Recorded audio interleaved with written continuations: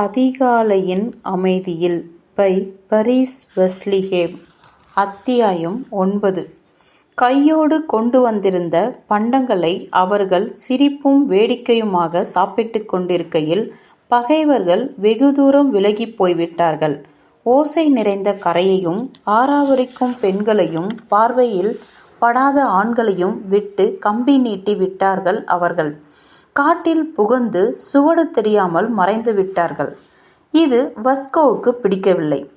அவனுக்கு இராணுவ அனுபவத்தோடு வேட்டை அனுபவம் இருந்தது.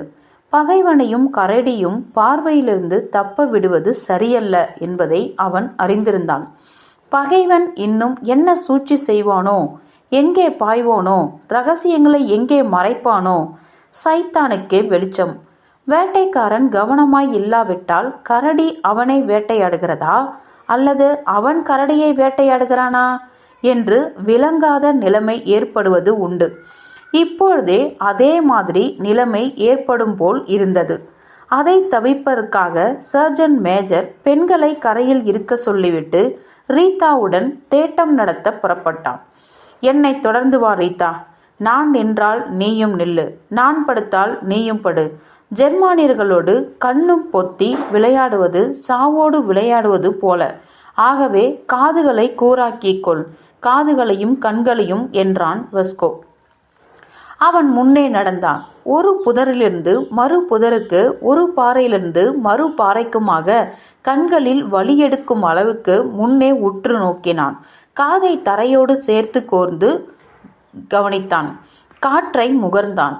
கை கொண்டு போல வெடிக்க தயாராக இருந்தான். எல்லாவற்றையும் துருவி பார்த்து காது கொடுத்து கேட்ட பிறகு லேசாய் கையை அசைத்தான். ரீதா உடனே அவன் அருகே போய் சேர்ந்தாள். உதிர் சருகுகளும் சுள்ளிகளும் நெரிக்கின்றனவா, ஏதேனும் அசட்டு பற்றி கத்துகிறதா என்று இருவரும் உற்று கவனித்தார்கள். சர்ஜன் மேஜர் உடம்பை கூனியவாறு முன்னே நகர்ந்து அடுத்த மறைவிடத்தை அடைந்தான். ரீதா முந்தைய இடத்தில் நின்று இரண்டு பேருக்கும் சேர்த்து கவனிக்கத் தொடங்கினாள். அவர்கள் இவ்வாறு குன்று தொடரை கடந்து தலைமை அரணை அடைந்தார்கள். பின்பு காலையில் லீசா ஜெர்மானியருக்கு தெரியாமல் புகுந்து சென்ற தேவதாரு சோலையை அடைந்தார்கள். அழிவு வேலையினர் எவருமே இயற்கையில் நிலவில்லை போல இப்போதைக்கு எல்லாம் சந்தடியற்றும் அமைதியாகவும் இருந்தன. ஆனால் வஸ்கோ தானும் அப்படி நினைக்கவில்லை. ஜூனியர் சர்ஜன் ரீதாவையும் அவ்வாறு எண்ண விடவில்லை. தேவதாரு மரசோலையின் மறுபுறம் இருந்தது லெகோன்தோவோ ஏரியின் பாசி படர்ந்த குண்டு பாறைகள் நிறைந்து படியாக சரிந்து சென்ற கரை. தேவதாரு சோலை கரையிலிருந்து சற்று விலகி ஒரு சிறு குன்றின் மேல் தொடங்கியது. கரையிலிருந்து அதற்கு செல்லும் வழியில் கோணல் மாணலான பீர்ச் மரசோலையும் நெருக்கமின்றி வளர்ந்திருந்த குட்டையான பீர் மரங்களும் இருந்தன. இங்கே சர்ஜன் மேஜர் நின்றான். தொலைநோக்கியால் புதர்களை துருவி பார்த்தான். உற்று கேட்டான். பின்பு குன்று சரிவு வழியே ஏரி நீர்ப்பரப்பை நோக்கி வீசிய காற்றை நீண்ட நேரம் முகர்ந்து கொண்டிருந்தான். ரீதா பணிவாக அருகே அசையாமல் படுத்து கிடந்தாள். தன் உடை பாசியில் பட்டு மெதுவாக நனைவதை உணர்ந்து அவளுக்கு எரிச்சல் உண்டாயிற்று. மூக்கில் படுகிறதா என்று தனிந்த குரலில் கேட்டுவிட்டு தனக்குள் சிரித்து கொண்டான் வஸ்கோ. பண்பாடு ஜெர்மானியனை காட்டி கொடுத்து விட்டது. காஃபி சாப்பிட விரும்புகிறான். ஏன் அப்படி நினைக்கிறீர்கள்? புகைவாடை அடிக்கிறது. ஆகவே அவர்கள் சாப்பிட உட்கார்ந்திருக்கிறார்கள் என்று தெரிகிறது. 16 பேருமா என்பதுதான் கேள்வி. சற்று நேரம் சிந்தித்துவிட்டு அவன் துப்பாக்கியை தேவதாரு மரத்தில் பாங்காக சார்த்தி வைத்தான். இடைவாரை முடிந்தவரை நன்றாக இறுக்கி கொண்டு மண்டியிட்டு உட்கார்ந்தான். அவர்களை எண்ணி கணக்கிட வேண்டும் ரீதா. எவனாவது தப்பி போய்விட்டானா என்று பார்க்க வேண்டும். நான் சொல்வதை கேள். துப்பாக்கி சூடு கேட்டால் உடனே போய்விடு. அந்த கணமே போய் மற்ற பெண்களையும் சேர்த்துக்கொள். நேராக கிழக்கே நடவுங்கள், கால்வாய் வரை. அங்கே நம்மவர்களுக்கு ஜெர்மானியர்களை பற்றி தகவல் கொடு. அவர்களுக்கு இந்த தகவல் அதற்குள் கிடைத்திருக்கும். நம் லீசா இதோ கிளை நிலையம் போய் சேர்ந்திருக்க வேண்டுமே. எல்லாம் விளங்கிற்றா? இல்லை, நீங்களோ என்றாள் ரீதா. நீ என்ன ரீதா, விடு இந்த பேச்சை என்று கண்டிப்பாக சொன்னான் சர்ஜன் மேஜர். நாம் இங்கே காட்டுப்பழங்களுக்கும் குடைக்காளான்களுக்கும் சேகரிக்க வரவில்லை. ஜெர்மானியர் என்னை கண்டு கொண்டால் உயிரோடு விடமாட்டார்கள், சந்தேகமே படாத. அதனால்தான் சொல்லுகிறேன், உடனே போய்விடு, புரிந்ததா? உத்தரவு. ரீதா பேசாதிருந்தாள். நீ என்ன பதில் சொல்ல வேண்டும் ரீதா? புரிகிறது என்று சொல்ல வேண்டும். சர்ஜன் மேஜர் வாய்க்குள் சிரித்து குனிந்து பக்கத்து பாறைக்கு ஓடினான். ரீதா அவனையே கண்கொட்டாமல் பார்த்து கொண்டிருந்தாள். ஆனாலும் அவன் எப்பொழுது கண்ணுக்கு மறைந்தான் என்பதை கவனிக்கவில்லை. பாசி படர்ந்த சாம்பல் நிற பாறைகளுக்கு நடுவே திடீரென்று கரைந்து விட்டான் போலிருந்தது. ரீதாவின் ஸ்கர்ட்டும் சட்டைகளும் தொப்பலாக நடைந்துவிட்டன. அவள் பின்னே ஊர்ந்து சென்று பாறை மேல் அமர்ந்து காட்டின் அமைதி உள்ள ஓசையை உற்று கேட்கலானாள். ஒன்றும் நேர முடியாது என்று உறுதியான நம்பிக்கையுடன் அநேகமாக மனப்பதற்றம் அற்று காத்திருந்தாள். இன்பமான முடிவுகளையே எதிர்பார்க்குமாறு பயிற்று வளர்க்கப்பட்டிருந்தாள் அவள். வெற்றியில் சந்தேகம் கொள்வது அவளுடைய தலைமுறையின் நோக்கில் அநேகமாக துரோகம் செய்வதற்கு ஒப்பாயிருந்தது. அச்சத்தையும் நிச்சயம் இன்மையும் அவள் உணர நேர்ந்தது உண்டுதான். ஆயினும் நலமான முடிவு பற்றி உள நம்பிக்கை யதார்த்த நிலைமைகளை காட்டிலும் எப்பொழுதும் வலியதாகவே இருந்தது. ரீதா எவ்வளவோ கூர்ந்து கேட்டு கொண்டிருந்தாள், எதிர்பார்த்து காத்திருந்தாள். என்றாலும் வஸ்கோ அவள் எதிர்பாராத போது ஓசையென்று வந்து சேர்ந்தான். தேவதாரு கிளைகள் லேசாக நடுங்கின, அவ்வளவுதான். அவன் ஒரு வார்த்தை பேசாமல் துப்பாக்கியை எடுத்துக்கொண்டு தலையசைப்பால் அவளுக்கு ஓசை செய்துவிட்டு காட்டுக்குள் புகுந்தான். பாறைகளின் மறைவை அடைந்த பிறகே நின்றான். தோழர் அஸ்யானினா, நீ மோசமான படையினாள், ஒன்றுக்கும் உதவாத படையினாள். அவன் கோபப்படாமல் கவலையுடன் இப்படி சொல்லவே ரீதா புன்னகைத்தாள். ஏனாம்? வெட்டு கட்டை மேலே நட்டமாக குந்திருந்தாயே, வீட்டு கோழி போல படுத்திருக்கும்படியல்லவா உத்தரவாகியிருந்தது? அங்கே ஒரே ஈரம் தோழர் வஸ்கோ. ஈரமாம் என்று அதிருப்தியுடன் திருப்பி சொன்னான் சர்ஜன் மேஜர். நல்ல வேலைதான், அவர்கள் காப்பி சாப்பிட்டு கொண்டிருக்கிறார்கள். இல்லாவிட்டால் உன்னை தீர்த்து கட்டியிருப்பார்கள். அப்படியானால் நம் குட்டு வெளிப்பட்டு விட்டதோ? நான் குறி சொல்பவன் அல்ல ரீதா. 10 பேர் சாப்பிட்டு கொண்டிருக்கிறார்கள். நான் அவர்களை பார்த்தேன். 2 பேர் மறைவில் இருக்கிறார்கள், அவர்களையும் கண்டேன். மற்றவர்கள் வேறு இடங்களில் வேலை செய்வதாக நினைக்க வேண்டும். நீண்ட நேரம் தங்க ஏற்பாடு செய்து கொண்டிருக்கிறார்கள். காலுறைகளை நெருப்பருக்கே உலர்த்தியிருக்கிறார்கள். ஆகவே நாம் இடத்தை மாற்ற இதுதான் சரியான சமயம். நான் இங்கே பாறைகள் வழியே ஊர்ந்து சுற்றுமுற்றும் பார்வையிடுகிறேன். நீ மற்ற படையினரிடம் போய் ரகசியமாக இங்கே அழைத்து வா. சிரிப்பு கண்டிப்பாக கூடாது, எனக்கு புரிகிறது. இன்னும் ஒன்று, என் புகையிலை பையை அங்கே காய போட்டிருக்கிறேன், தயவுசெய்து எடுத்து வா. சாமான்களையும் பற்றி சொல்ல வேண்டுமா? எடுத்து வருகிறேன்.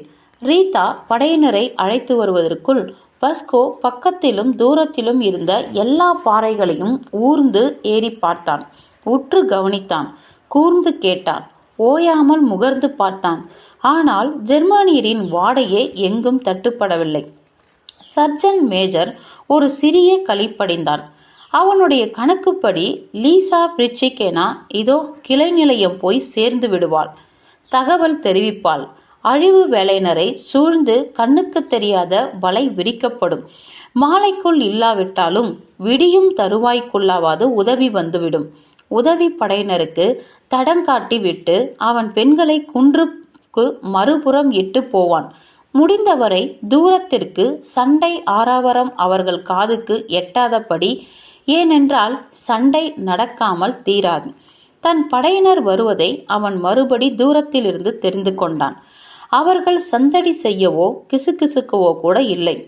ஆனாலும் என்னதான் விந்தையோ, அவர்கள் 1 கிலோமீட்டர் தூரத்தில் வரும்போதே கமாண்டர் அவர்கள் வருவதை திட்டமாக தெரிந்து கொண்டான்.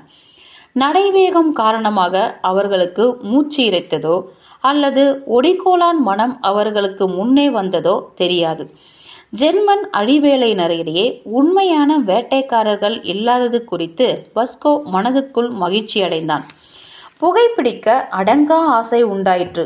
ஏனென்றால் பாறைகள் ஊடாகவும் சோலைகள் வழியாகவும் 2 மணி நேரத்துக்கு மேல் சுற்றி வந்திருந்தான். ஆசைக்கு இடம் கொடுக்க கூடாது என்பதற்காகவே புகையிலை பையை பெண்கள் அருகே பாறை மேல் வைத்திருந்தான்.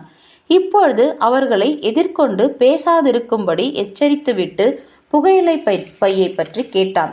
மறந்துவிட்டேன் அருமை பெத்தோத் எவிக்ரபிச், மறந்தே போனேன்.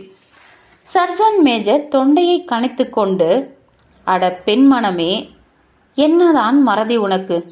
உன்னை சைத்தான் பிடித்து ஆட்ட நீ மட்டும் ஆணா இருந்தால் 7 தலைமுறைகளையும் வளைத்து திட்டி எடுத்து வா பையை என்று திருப்பி விரட்டியிருப்பேன். இப்பொழுதோ புன்னகியை வலிந்து வரவேற்று கொள்ள வேண்டியிருக்கிறது. அட பரவாயில்லை என்கிறேனே, நீ வருத்தப்படாதே. புகையிலை தூள் இருக்கிறது. என் ஜாமான் பையை மறந்துவிடவில்லையே. ஜாமான் பை அதன் இடத்தில் இருந்தது. கமாண்டருக்கு வருத்தம் புகையிலை போனதால் அல்ல, புகையிலை பை போய்விட்டதால் தான். அது பரிசாக கிடைத்த பை. அன்புள்ள தாய்நாட்டு காவலருக்கு என்ற சொற்கள் அதில் பின்னப்பட்டிருந்தன. ஆகவே வஸ்கோவால் தன் வருத்தத்தை மறைக்க முடியவில்லை. அதற்குள் ஜோனியா, இதோ கொண்டு வருகிறேன், அது இருக்கும் இடம் எனக்கு தெரியும் என்று வந்த வழியே திரும்பி ஓடினாள். இந்தா, நீ எங்கே போகிறாய் சோனியா? தோழர் மொழிபெயர்ப்பாளி. அவன் பேச்சை கேட்க அங்கே யாரும் இல்லை. சோடுகள் தொப்பு தொப்பென்று அடிப்பதுதான் கேட்டது. அவை அப்படி அடித்ததற்கு காரணம் சோனியா குர்விச் அதற்கு முன் ஒருபோதும் நீல் சோடு அணிந்ததில்லை என்பதே.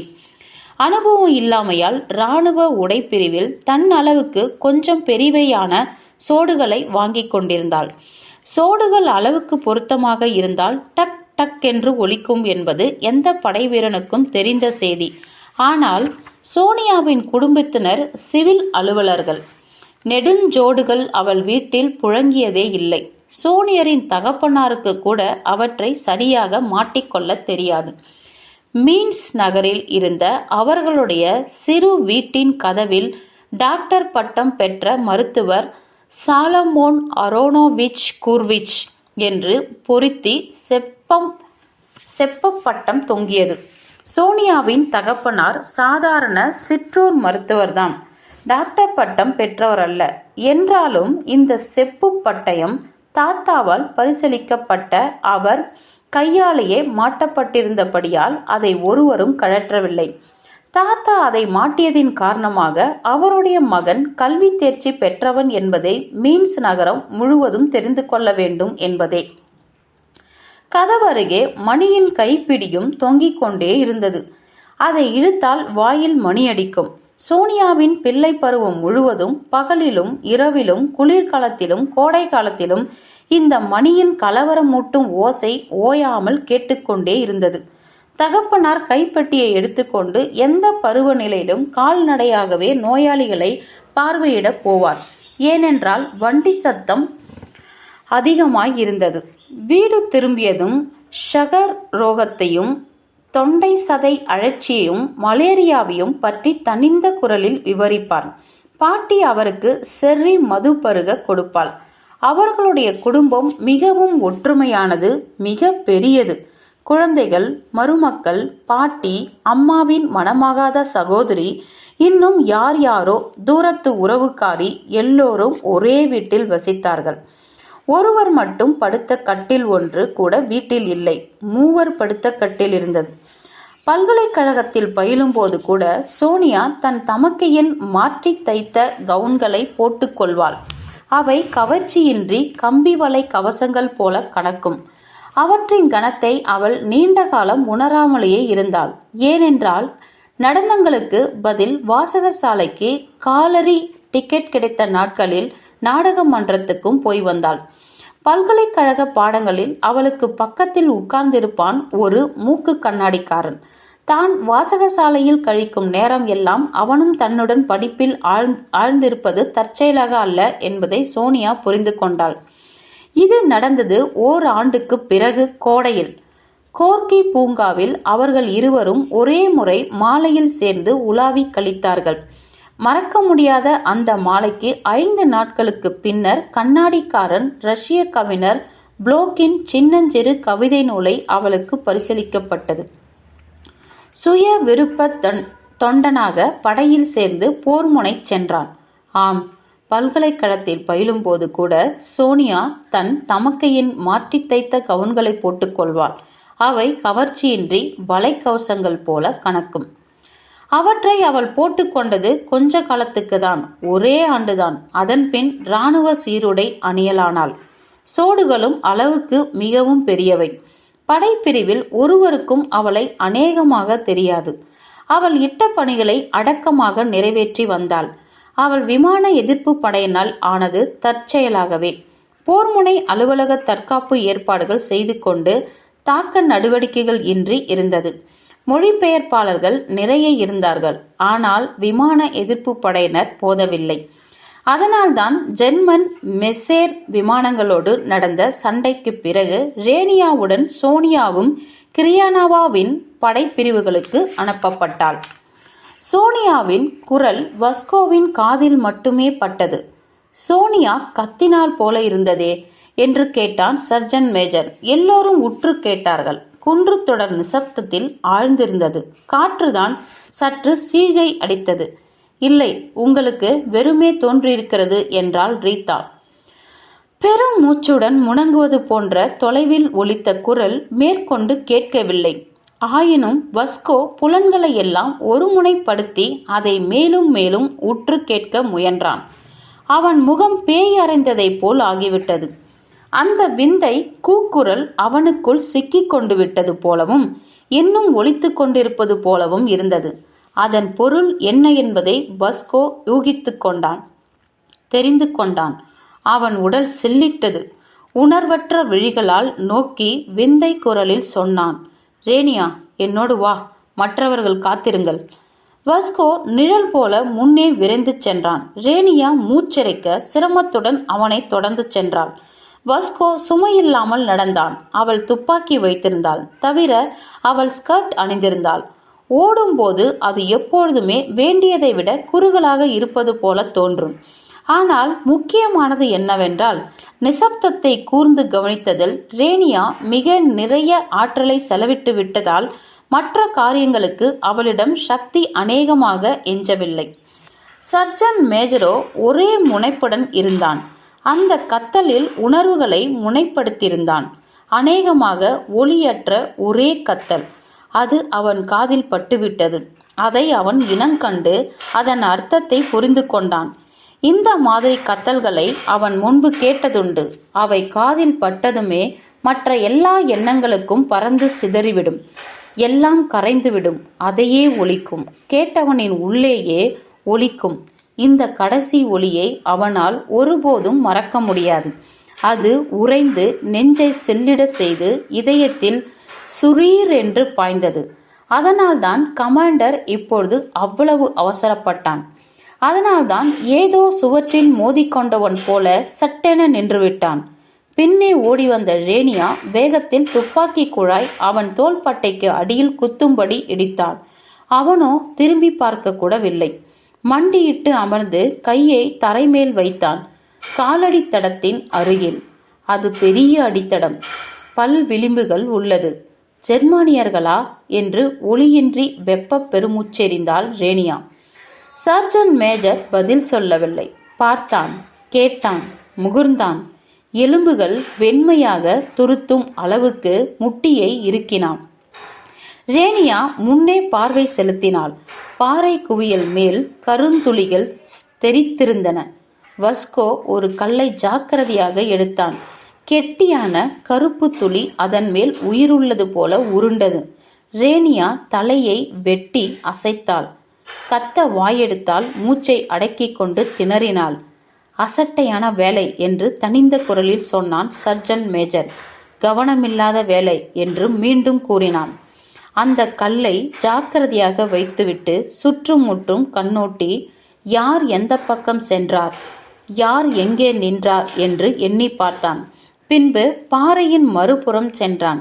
பாறையின் பிளவில் வலியால் உடம்பு நெளிய விழுந்து கிடந்தாள் சோனியா. அவளுடைய பொசுங்கிய ஸ்கர்ட்டுக்கு கீழே கோணலாக துருத்தி கொண்டிருந்தன முரட்டு கித்தான் சோடுகள். வஸ்கோ அவளுடைய இடைவாரை பற்றி சிறிது தூக்கி கக்கத்தில் கை கொடுத்து நகர்த்தி மல்லாக்க கிடத்தினான். சோனியா பாதி திறந்து மங்கிய விழிகளால் வானத்தை நோக்கினாள். மார்பின் மேல் சட்டை குருதியால் நனைந்திருந்தது. வஸ்கோ சட்டை பொத்தான்களை ஜாக்கிரதையாக கழற்றிவிட்டு காதை மார்பு மீது வைத்து உற்று கேட்டான். நெடுநேரம் கேட்டுக்கொண்டிருந்தான். ரேனியா பின்னே நின்று சத்தம் கேட்காதிருப்பதற்காக முட்டியை கடித்தவாறு குலுங்கி அழுதாள். பிறகு வஸ்கோ நிமிர்ந்து கன்னியின் மார்பு மீது குருதியால் நனைந்து ஒட்டி கொண்டிருந்த சட்டையை சருப்படுத்தினான். அதன் மேல் 2 குறுகலான துளைகள் தென்பட்டன. ஒன்று இடது மார்பகத்துக்குள் சென்றிருந்தது. இரண்டாவது சற்று கீழே இதயத்தில் புகுந்திருந்தது. அதனால்தான் நீ கத்திருக்கிறாய் என்று பெருமூச்சுடன் சொல்லிக் கொண்டான் சர்ஜன் மேஜர். பகைவன் உன்னை ஆண் என்று நினைத்து குத்திருக்கிறான். மார்பகம் தடுத்ததால் முதல் முறை கத்தி இருதயத்தில் பாயவில்லை. அதனால்தான் உன்னால் கத்த முடிந்திருக்கிறது. கழுத்துப்பட்டையை சீர்படுத்தினான். சட்டை பொத்தான்களை ஒன்று விடாமல் போட்டான். சோனியாவின் கைகளை ஒன்றன் மேல் ஒன்றாக மார்பு மீது சேர்த்து வைத்தான். கண்களை மூட விரும்பினான். ஆனால் முடியவில்லை. இமைகள் தாம் வீணாக இரத்தக்கரை படிந்தன. வஸ்கோ எழுந்தான். இப்போதைக்கு இங்கேயே படுத்திரு சோனியா என்றான். பின்னால் ரேனியா வலிப்பு வந்தவள் போல முகத்தை கோணியவாறு தேம்பினாள். சர்ஜன் மேஜர் அவளை கடுப்புடன் பார்த்தான். தேம்புவதற்கு நேரமில்லை ரேனியா. பின்பு குனிந்து காலணி விளிம்புகளின் மங்கிய வரைத்தடங்களை உள்ளுணர்வால் அறிந்து விரைவாக முன்னே நடந்தான்.